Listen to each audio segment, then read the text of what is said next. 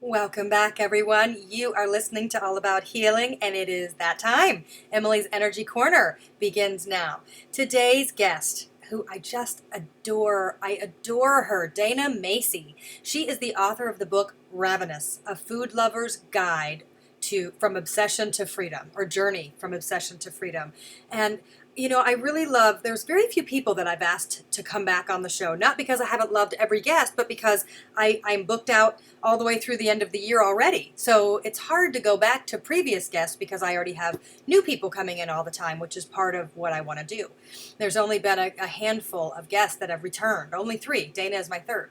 That's ever come back in the last year and a half, which is pretty cool. And I asked her myself because we had a spot open this week, and I gave her the first dibs because I so enjoy our conversations. And because I'm making big changes in my own health and healing and with my diet.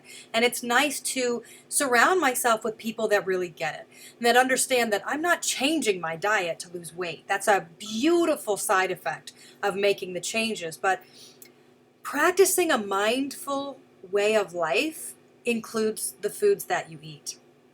And that was always my kryptonite. It's always been the hardest part for me.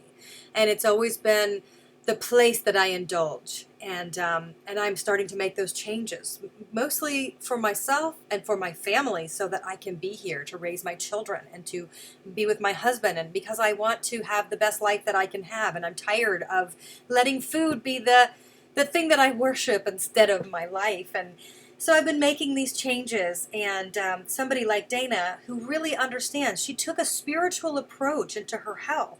It wasn't, okay, I want to weigh this. This is what I look like. This is what I want to look like. This is what I want to weigh. She didn't do that. She took the approach of checking in with herself, taking the spiritual path. Now she teaches Pilates and yoga, and she's been practicing yoga over 30 years. And she goes walking. She lives near the redwood forest and goes near the redwoods and walks there every night with her dog and just takes in the energy.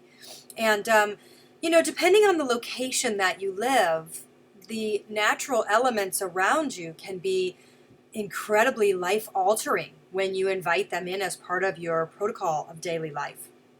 And when you move to places where that's less prevalent, it becomes really difficult. And I mentioned this on the show because it is so fascinating to me that there is real, authentic, medical-based research now. If you go to PubMed.com and put in the word earthing, you'll find a lot of information.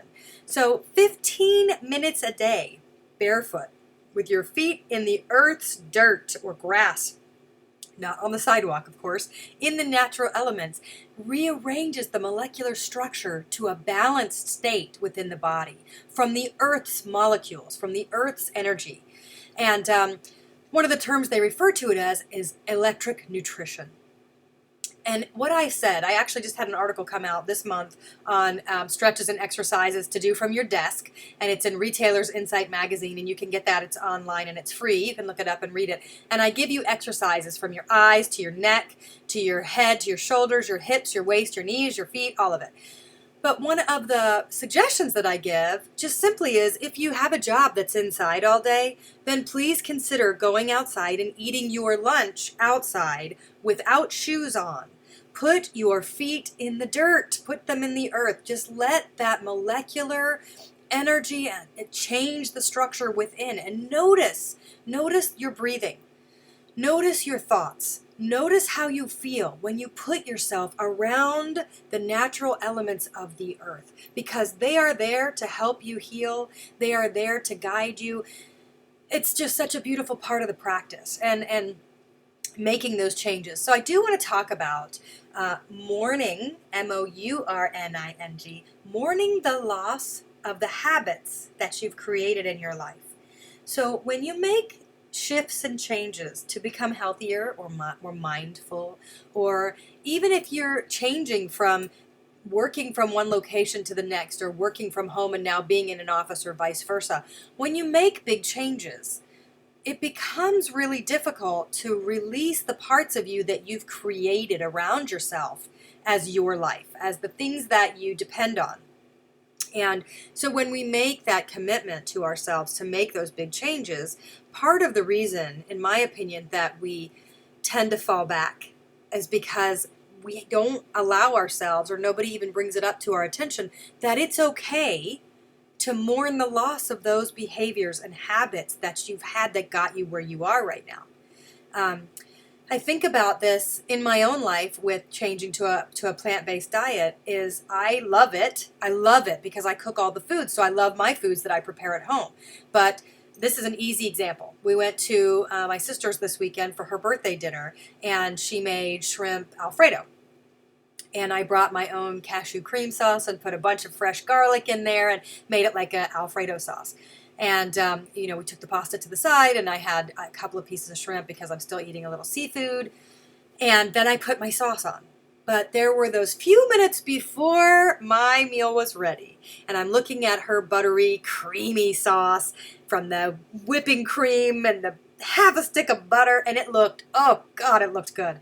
And I had to really restrain from sticking my finger in there. And the only reason that I stopped, honestly, is because I ate something at a restaurant or somewhere, and it gave me the worst stomach cramps. So I keep in my head, I'm like, I'm not faltering on this meal. This isn't going to be the meal that takes me down. Now, that's just my own dedication and discipline, but it is hard.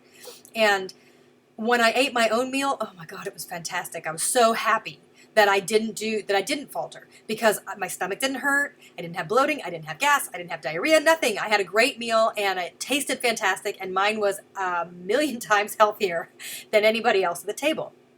But I don't like to have the conversation of like, I had to call her that morning and go, listen, I've been making these changes. I know that you don't know anything about it, because I don't want to make it a public thing. I don't want this to be a thing that people start looking at me and associating with me. It's my personal decision, and it's not for anyone, and it's not about anyone, and I don't want other people to start confessing their dietary guidelines, or they feel guilty. It's amazing when you start to take a step into a positive place, people feel like you're punishing them, and it has nothing to do with them, just nothing. And so then they start shoulding on themselves. I should do this, I should do that, I really need to be doing this. And I'm not bringing that to the table. I'm not bringing that to the table for myself, and I'm not bringing that to the table for you. And that is part of why I haven't been very forthcoming with my shifts and shift and changes, because it all of a sudden becomes something to somebody else. It's similar if I say I write books, and people go, oh man, you're so lucky. I started writing a book and I never finished it. And then it becomes like this guilt thing. It's crazy to me that anything successful that somebody does makes somebody else feel bad about themselves. That is never my aim.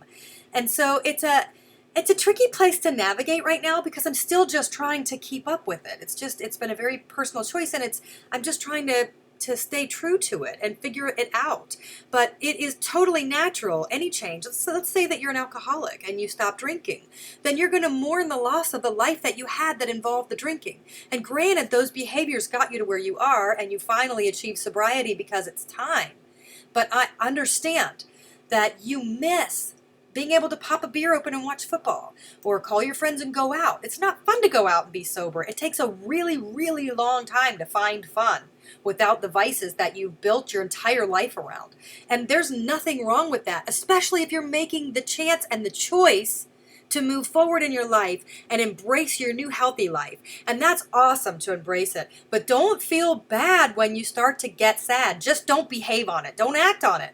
But it's perfectly natural to feel that loss. That's just a normal part of healing and shifting and changing. And I commend you, whatever it is. So this week, your homework is to focus on yourself and give yourself a break. And don't ride yourself too hard, okay? Make the changes, whatever it is that you want to make. Shoot me an email. Tell me what they are. Visit me. Call in live. You guys have been listening to All About Healing. Make it a great week. We'll see you back here next Wednesday.